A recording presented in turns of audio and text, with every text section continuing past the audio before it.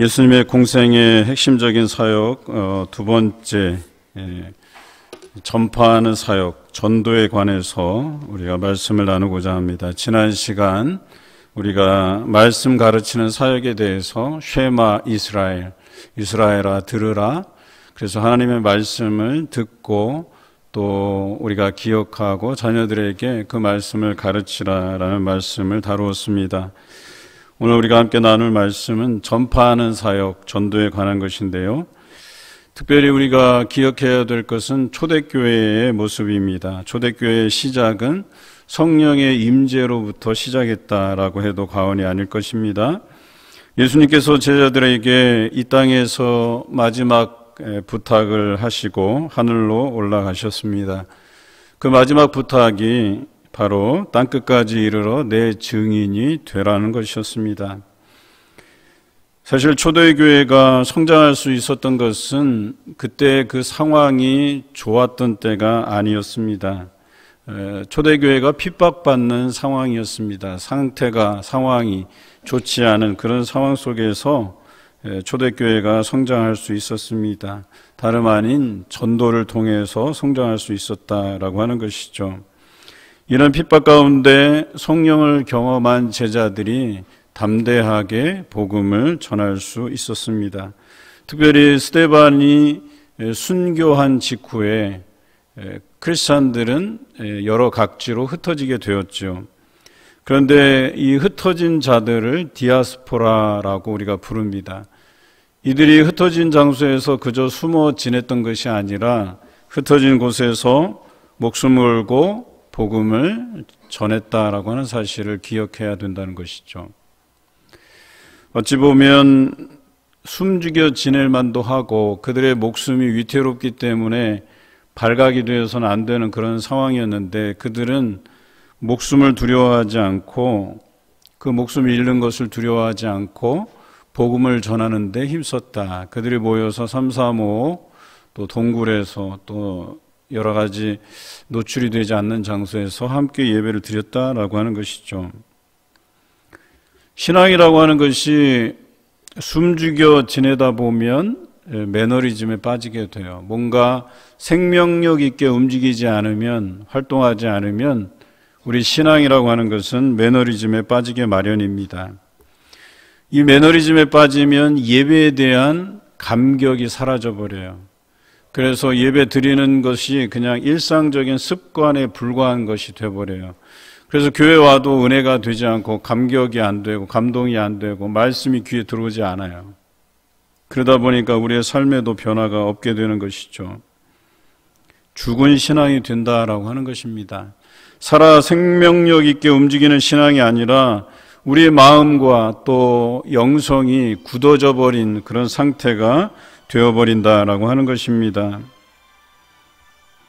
성령을 경험하고서도 하나님의 살아계심을 증거하고 나타내지 못하는 그런 신앙이 되고 만다라고 하는 것이죠. 그런데 초대교회는 달랐어요. 제자들이 예수님의 말씀대로 성령을 기다리고 그들이 성령을 체험한 이후에 전국을 다니면서 또 이방 지역을 다니면서 복음을 전했다라고 하는 사실이죠. 그래서 그들은 그 신앙이 굳어지지 않았어요. 날마다 생명력 있게 움직이는 그 믿음으로 살아갔던 전도자들이었다라고 하는 사실이죠. 우리는 이 코로나로 인해서 교회가 여러 위기에 있다, 또 새로운 환경에 처해 있다, 또 여러 두려움들이 성도들 마음에 있는 것이 사실입니다. 그런데 이럴 때일수록 이런 위기의 순간에 우리가 기억해야 될 것은 바로 이 초대교회의 전도자의 삶이다라고 하는 것입니다. 그들은 목숨이 위협받는 그런 상황에서도 하나님의 그 능력을 나타내 보이는 일에 주저하지 않았어요. 담대히 그들은 나가서 목숨을 걸고 복음을 전했다라고 하는 사실이죠. 그리고 놀랍게도 하나님께서는 하늘로부터 이 땅에 놀라운 기적으로 나타내 보이셨다라고 하는 점을 우리가 기억해야 될 것입니다. 그들은 살아 움직이는 신앙인들이었습니다. 또한 전도자들이었습니다. 그리고 이런 믿음의 사람들에게 하나님께서 기적을 나타내 보이시는 것은 지극히 당연한 일입니다. 반대로 생각해 볼까요? 오늘날 왜 하나님의 능력과 기적이 나타나지 않습니까? 그것은 우리가 죽은 신앙이기 때문에, 믿음 없는 모습이기 때문에, 우리가 복음을 전하는 삶을 살지 않기 때문에 생겨나는 현상입니다. 여러분, 기독교 역사를 우리가 찬찬히 훑어보면 기독교가 성장해가는 그 시기는 대부분 핍박과 고난이 있었던 시대였습니다. 초대교회가 그렇고요.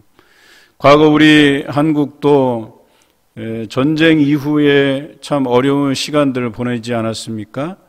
그런데 놀랍게도 그 어려운 시절에 기독교가, 교회가 급성장해가는 모습들을 보았습니다. 코로나가 고난이라면 사실 이것은 교회의 위기가 아니라 우리 교회와 성도가 성장할 수 있는 좋은 기회라고 여겨집니다.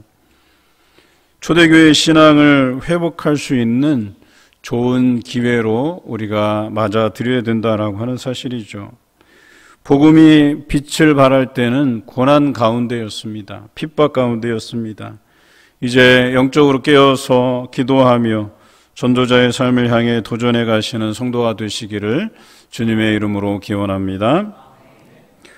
오늘 요나서를 묵상할 때 우리가 요나의 잘못한 모습과, 그래서 하나님께서 큰 물고기를 예비해 두셔서 그 요나를 삼키게 하시고, 또 그 이후에 니느웨로 가서 니느웨에 회개를 선포하는 모습, 또 중간에 요나가 불평했던 모습들, 아마 이 정도 여러분들이 기억하고 나누었을 것입니다.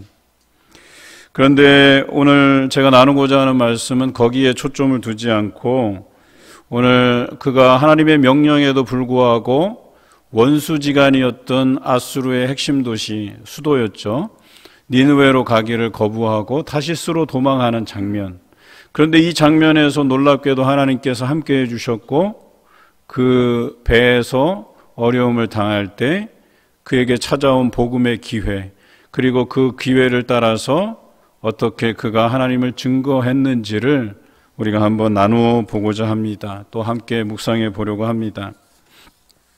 하나님께서 요나에게 회개를 선포하라고 한 지역은 니느웨였습니다. 이 아수르라고 하면 그 이스라엘에게는 원수지간이죠. 자기 나라를 위협하는, 고통스럽게 했던 그런 나라였어요. 그런데 그 나라의 수도인 니느웨에 가서 회개를 선포하라고 하셨습니다. 그래서 요나는 이 명령이 못마땅한 것이었죠. 그래서 하나님의 명령을 뒤로하고 다시스로 도망하기 위해서 배를 타게 됩니다. 그런데 하나님께서 큰 폭풍과 바람을 일으키셔서 그 배가 거의 깨질 지경이 되게 하셨다라고 오늘 성경은 기록합니다. 배에 있던 사공들이 사실은 이 배를 움직이기 위해서는 이렇게 계절과 날씨를 잘 읽고 그 사공들이 배를 움직이는 것이 보통이에요. 그런데 이 큰 바람과 폭풍을 만났다라고 하는 것은, 그리고 그들이 심히 두려웠다라고 하는 것은 그 시기가 그런 바람과 폭풍이 일어나지 않는 시기였다라고 하는 거예요. 그래서 당연히 그 뱃길이 평안할 것이라고 시작했는데 바로 그들이 큰 바람과 폭풍을 만난 것이죠. 그들은 크게 두려워했습니다. 제각기 자신들이 섬기는 신의 이름을 부르면서 이 상황에서 벗어나게 해달라고 또 그 신들을 불렀다라고 성경은 기록합니다. 뿐만 아니라 물리적인, 즉 그 배를 가볍게 하기 위해서 배 안에 있는 물건들을 바다에 던지기 시작하죠. 이러한 소동이 일어나는데도 불구하고 요나는 어떻게 했냐? 배 밑층에 가서 잠이 들었다, 이렇게 성경은 기록해요. 그런데 선장이 마침내 그 밑층에 잠들어 있는 요나를 깨우게 돼요. 그리고 요나에게 이렇게 얘기하죠. 내가 섬기는 하나님께 기도하도록 그렇게 요청을 하게 돼요. 혹시나 하나님께서 요나의 기도를 들으시고 자신들을 망하지 않게 하시지 않겠나, 이런 바람이 있었다는 거죠. 여러분, 여기서 한 가지 우리가 기억해야 될 것은 자신들이 부르는 신들이 있었어요. 그런데 왜 요나에게까지 왔느냐라고 하는 것입니다. 그들의 신들의 이름을 불렀지만 아무 소용이 없었다는 거예요. 왜냐하면 이 세계를 지으신 창조주이신 그 하나님께서 이 일을 계획하시고 일으켜낸 것이기 때문에 그 다른 어떤 신들도 이것을 잠재울 수 없었다라고 하는 거예요. 그래서 마지막으로 이 요나가 섬기는 그 하나님께 한번 요청해 보라고 이야기했던 것입니다. 그리고 이 사람들이 과연 이 재앙이 누구로부터 시작된 것인가 이것을 알기 위해서 제비뽑기를 합니다. 고대 근동 지역에서 제비뽑기는 신들의 생각을 읽어내는 데 필요한 수단으로 많이 사용되었어요. 물론 하나님의 사람들만 또 제사장들만 사용했던 것은 아니에요. 그것은 고대 근동의 여러 가지 풍습이기도 했습니다. 그런데 공교롭게도 요나가 뽑히게 되었습니다. 사람들은 요나에게 이 재앙이 왜 생겼는지, 그리고 네 직업이 뭔지, 또한 어디서 왔고 어느 나라고 어느 민족 출신인지를 자세하게 물어보았습니다. 그때 요나는 이렇게 대답합니다. 본문 9절입니다. 그가 대답하되 나는 히브리 사람이요 바다와 육지를 지으신 하늘의 하나님 여호와를 경외하는 자로라. 요나의 이 전도의 여정은 니느웨에 도착해서부터 시작된 것이 아니라 바로 이 다시스로 도망하기 위해서 배를 탔을 때부터 전도의 여정이 시작된 것입니다. 바로 이 고백에서부터 전도의 여정이 시작된 것입니다. 바다와 육지를 지으신 하늘의 하나님 여호와를 고백하기까지의 그 과정을 다시 한번 살펴보겠습니다. 여러분, 당장에 배가 깨질 만한 그런 상황이었었어요. 굉장히 다급하고 급한 상황이었어요. 그래서 사람들이 제비 뽑아서 당첨이 뽑힌 이 요나를 바다에 그냥 들어 던지면 좋은데 그들이 그렇게 하지 않았어요. 오늘 마치 굉장히 여유 있는 상황처럼 요나의 출신도 묻고 어느 나라 사람인지 직업이 뭔지 또 왜 재앙이 이렇게 비롯되었는지를 요나에게 차근차근 물어보았다라고 하는 것이죠. 저는 이미 이때부터 하나님의 구원의 섭리가 작동되었다라고 보는 거예요. 여러분, 반드시 복음에는 기회가 찾아오기 마련이에요. 그런데 평소에 이 전도에 대해서 관심이 없는 사람들은 이런 기회가 왔음에도 이것이 기회인 줄 모르고 살아가는 사람이 허다합니다. 그래도 다행인 것은 요나가 이것이 복음을 전할 수 있는 기회라고 하는 것을 포착했다는 거예요. 적어도 그가 원수처럼 여기는 나라의 그 수도 니느웨에 가지 않은 것은 잘못한 것이지만 적어도 그가 전도자로서 살아가는 그런 삶의 그런 자세는 기본적으로 되어 있었다라고 하는 것이에요. 이때가 좋은 복음의 기회라는 것을 그가 포착하고 그들에게 자신을 소개할 때 나는 바다와 육지를 지으신 하늘의 하나님 여호와를 경외하는 사람입니다 라고 고백할 수 있었던 것이죠. 뿐만 아니라 이러한 선제적인 고백은 그 이후의 모든 상황들을 하나님께서 정리하실 수 있다.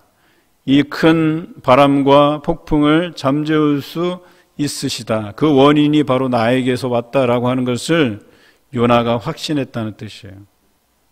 그러니까 적어도 이 상황이 정리되면 이 고백을 통해서 저들도 하나님의 백성이 되기를 희망하는 마음이 요나에게 있었다는 거예요.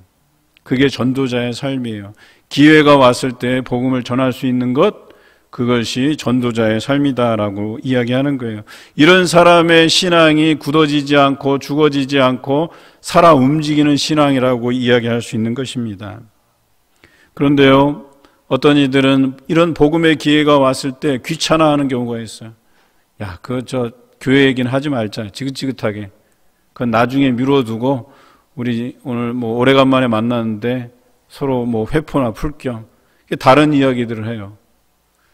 우리에게 주어지는 복음의 기회가 있단 말이에요. 예를 들어서 평소에 교회에 대해서 관심도 없던 사람들이, 친구들이, 이웃들이 야, 너 요즘 교회 잘 나가고 있냐?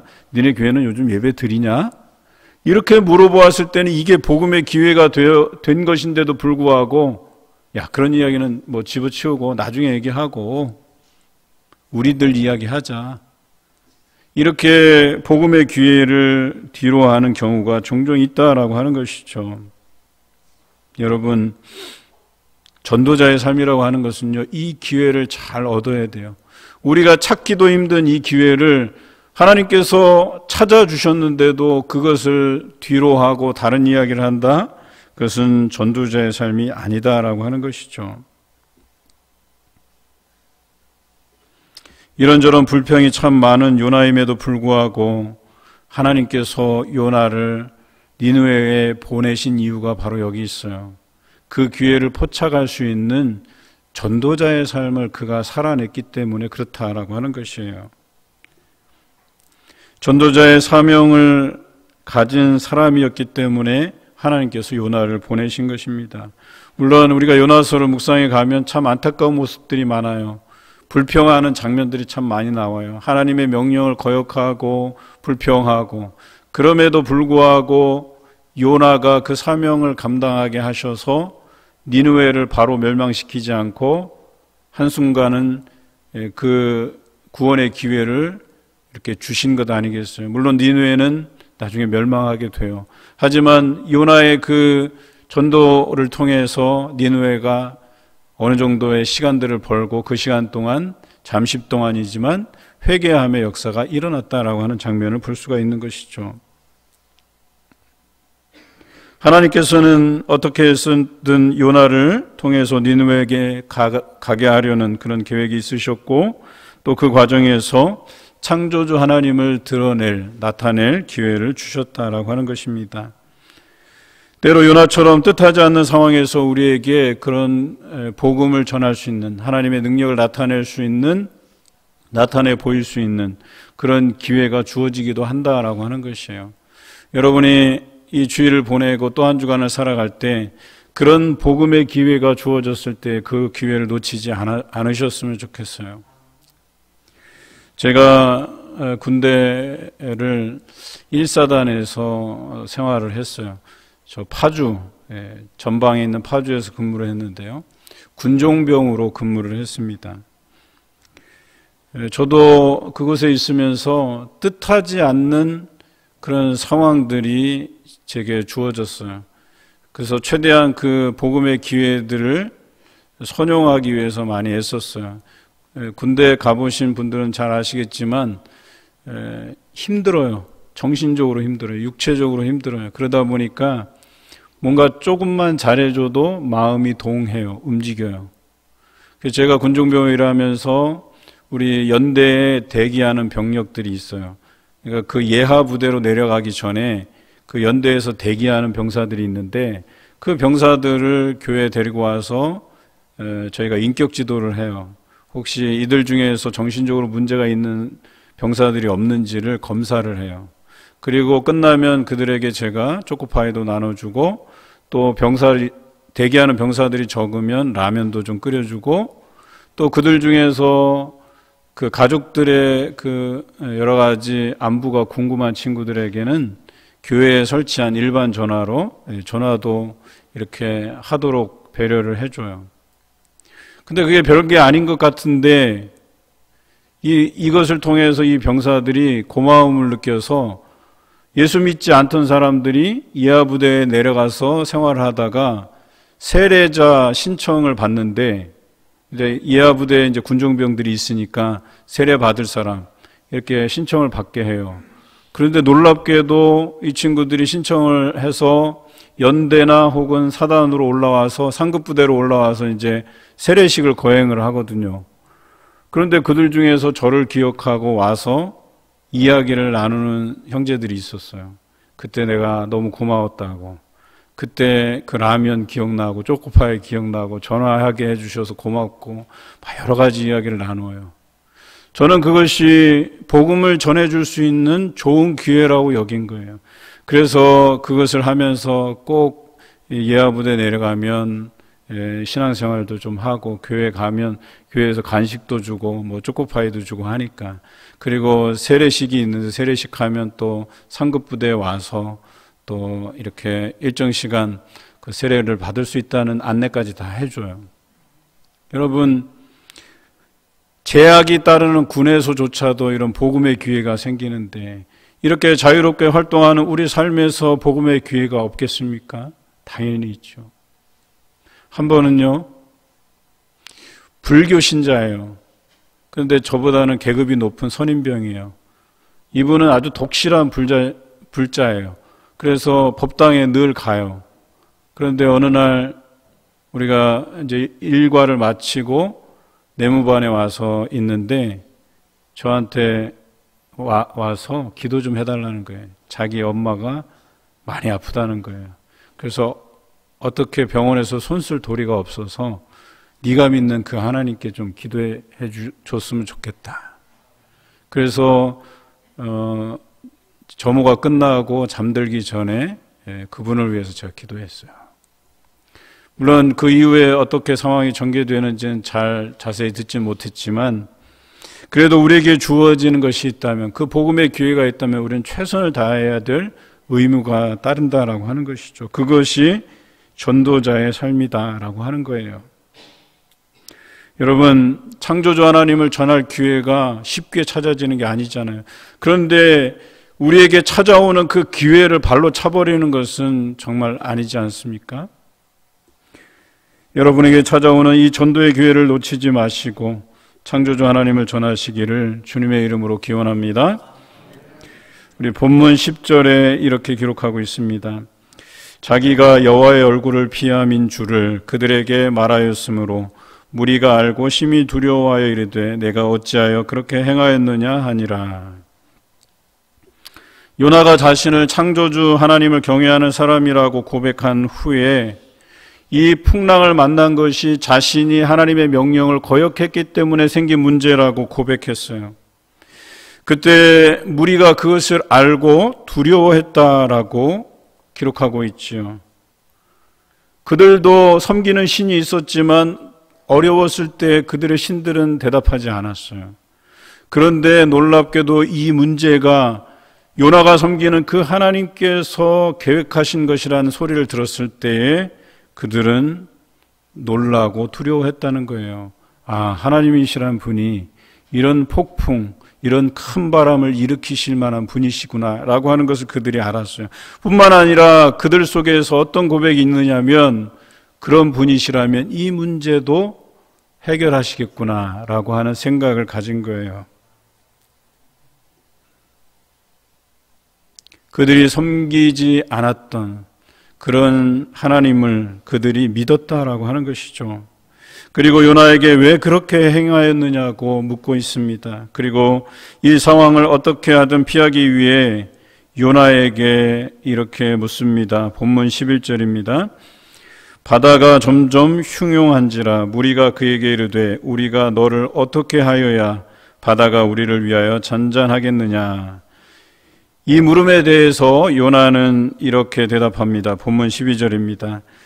그가 대답하되 나를 들어 바다에 던지라. 그리하면 바다가 너희를 위하여 잔잔하리라. 너희가 이 큰 폭풍을 만난 것이 나 때문인 줄을 내가 아노라 하니라. 요나가 이 모든 상황이 자기 때문이었다라고 하는 것을 고백하고 있어요. 자신을 바다에 던져야만 이 문제가 다 해결될 것이라고 책임 있게 이야기하고 있습니다. 여러분, 이렇게 볼 때 요나는 전도에 무책임한 사람이 아니라 그저 니느웨에 대해서 좋지 않은 감정 때문에 다시스로 가려 했을 뿐이지, 그는 전도자로서의 책임 있는 그런 삶의 자세를 보여주는 사람이었어요. 책임지는 전도자였다라고 하는 것입니다. 여러분, 요즘 책임지지 않는 사람들이 얼마나 많이 있는 줄 아십니까? 내로남불, 여러분 아시죠? 내가 하면 로맨스, 남이 하면 불륜, 이렇게 얘기하잖아요. 그러니까 자기도 잘못했으면서 그것에 대해서는 책임지지 않고, 남이 잘못하면 너 그것에 대해서 책임지라고 손가락질하고 비난하는 것이 요즘 사회예요. 도무지 책임지지 않는 사람들이 너무나도 많다라고 하는 사실이죠. 뭐 교회는 다르지 않아요. 최근 코로나를 보면서 그 코로나에 대처하는 교회의 모습 두 가지로 요약할 수 있어요. 하나는 책임지는 자세의 교회, 또 하나는 책임지지 않는 자세를 보이는 교회입니다. 코로나로 인해서 어디든 안전한 곳이 사실 없어요. 여러분, 이 감염이라는 게 자신도 모르게 감염되는 거예요.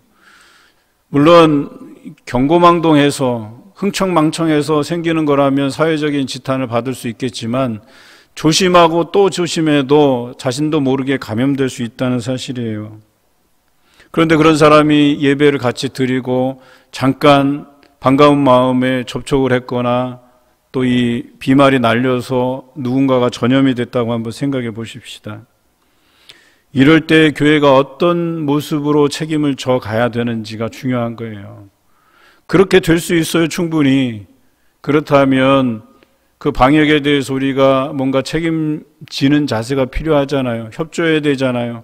그래서 다 검사하고 또 혹시 건강에 유의해야 될 분들이 있으면 또 온 교우들에게 연락해서 여차저차 이런 상황들 때문에 우리가 다시 온라인으로 전환할 수밖에 없다. 이런 여러 가지 대책들을 놓고 충분히 사회에서 지탄받을 만한 일을 하지 않아야 되잖아요. 우리가 책임지는 자세가 필요하잖아요. 그런데 마치 이것을 숨기면 모든 문제가 해결될 것이라고 생각하고 성도들에게 이야기하지 말라 하고 감염병 점점점 막 퍼져나가는데 와서 검사하는 것도 검사하지 않고 그 협조를 방해하는 것. 여러분, 이것이 책임지는 교회의 모습이겠습니까? 감추고 방역을 오히려 방해하는 것은 책임지는 교회의 모습이 아닙니다. 마치 책임이 없는 것처럼 숨긴다고 해서 책임이 사라지는 것이 아닙니다. 요나는 숨기려 하지 않았습니다. 왜 이런 어려움이 찾아왔는지 정확히 그들에게 이야기했어요. 자신을 바다에 던져야만 이 문제가 해결될 수 있다고 책임지는 모습을 그들에게 보였다라고 하는 것이에요. 이렇게 책임지는 자세의 전형을 우리에게 말씀을 통해서 보여주고 있는 것이에요. 여러분, 크리스천들은 책임 있는 사람이어야 돼요. 책임지는 사람이어야 돼요. 자신의 책임을 회피하는 사람이어서는 안 되는 거예요. 여러분, 대한민국 국민으로 살아가기 위해서 우리가 해야 될 3대 의무가 있죠. 무엇인지 아십니까? 첫째는 국방의 의무, 두 번째는 납세의 의무, 세 번째는 교육의 의무. 순서가 좀 바뀌었나요? 납세가 먼저고 국방의 의무, 그 다음이 교육의 의무. 성직자라고 세금 안 내는 것은 마땅하지가 않아요. 성직자가 당연히 세금을 내야 되는 거예요. 다행히도 물론 좀 약화된 제도긴 한데 원래는 근로자 소득으로서 신고하는 게 맞아요. 그런데 종교인들에 대한 배려로 종교인 소득이라는 항목을 만들어서 조금 약화된 세금을 매겨요. 사실 성직자 중에 90%는 세금을 내지 않아요. 세금을 내더라도 뭐 몇 인 가족 이상 또 뭐 여러 가지 기부금을 통해서 거의 대부분은 환수가 저에게 돌아와요. 한 10% 정도만, 그것도 많은 액수가 아니에요. 그 10%가 내는 세금이 그렇게 큰 규모가 아니에요. 어떤 사람들은 그래요. 목회자가 성도들이 세금을 띈 것에서 헌금을 드리니까, 그것으로 목회자의 사례를 드리니까 세금을 안 내도 된다? 이건 말도 안 되는 소리예요. 국민이 내는 세금에 그 세금으로 또 일자리들을 창출해요. 그러면 그 세금으로 일자리를 창출해서 생긴 일자리에서 일하는 사람들은 세금을 안 내도 되는 거예요? 아니죠. 당연히 세금을 냅니다. 그러니 목사도 세금을 내는 게 당연한 거예요. 그래야 떳떳하죠. 저는 뒤늦게라도 그 약화된 제도이긴 하지만 이 성직자들이 세금을 내는 거 환영해요. 환영해. 당연한 거예요. 뿐만 아니라 우리는 국방의 의무가 있고 또 교육의 의무가 있어요. 그런데 군 면제하려고 여러 가지 불법적인 수단을 강구하고 또 특수한 교육을 내 자녀에게 가르치고 싶어서 불법적인 방법을 강구하고 돈을 쓰고 인맥을 활용하고, 여러분 이게 책임지는 자세입니까? 이것은 그리스도인으로서 하지 말아야 될 것입니다.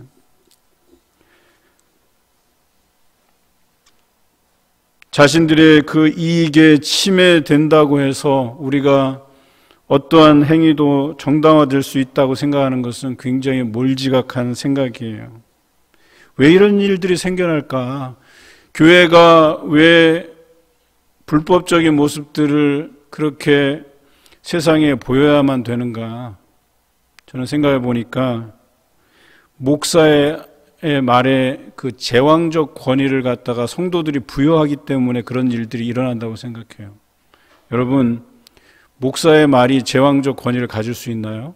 그럴 수 없어요. 권위를 갖는 것은 하나님의 말씀이에요.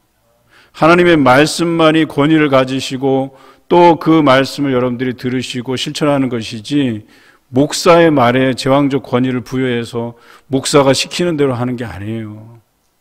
목사가 성경적인 이야기를 하지 않으면 그것에 대해서 성도들이 마땅히 지적하고 비판하는 것이 당연한 것 아니겠어요? 제가 여러분에게 하나님의 말씀이 아닌 것으로 선포하면 여러분들 그것에 대해서 비판할 당연한 의무가 있는 거예요. 바른 소리를 내야 되는 거예요. 교회는 사회로부터 분리된 공동체가 아닙니다. 사회 안에 또 사회와 함께 어울려 사는 공동체입니다. 그 안에서 교회는 책임을 가집니다. 하나님을 사랑하고 이웃을 사랑하는 그 성경적 책임, 그런 계명과 또한 빛과 소금의 역할을 감당하는 그런 성경적 책임뿐만 아니라 사회가 요구하는 그 시대의 올바른 목소리를 내야 되는 그런 책임을 또한 가지고 있는 거예요. 또 관심 밖에 있는 사람들을 우리가 관심 가지고 돌봐야 되는 그런 사회적 책임을 가지는 거예요. 성도는 다른 사람들보다 더 윤리적이고 도덕적인 책임 의식을 요구받습니다. 많은 사람들이 그래요. 다른 사람들은 다 그렇게 하더라도, 다 타락해도 교인들은, 성도들은 그렇게 하지 말아야 되는 것 아니겠느냐, 이렇게 이야기해요. 당연한 거예요.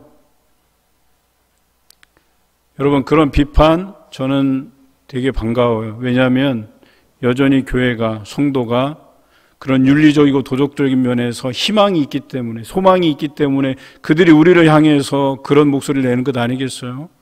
적어도 너희만큼은 세상의 빛과 소금된 역할을 감당해야 되지 않겠느냐라고 말하는 것이에요. 얼마나 감사한 일입니까? 우리를 그리스도인으로 봐주는 것, 그것이 얼마나 감사한 일입니까?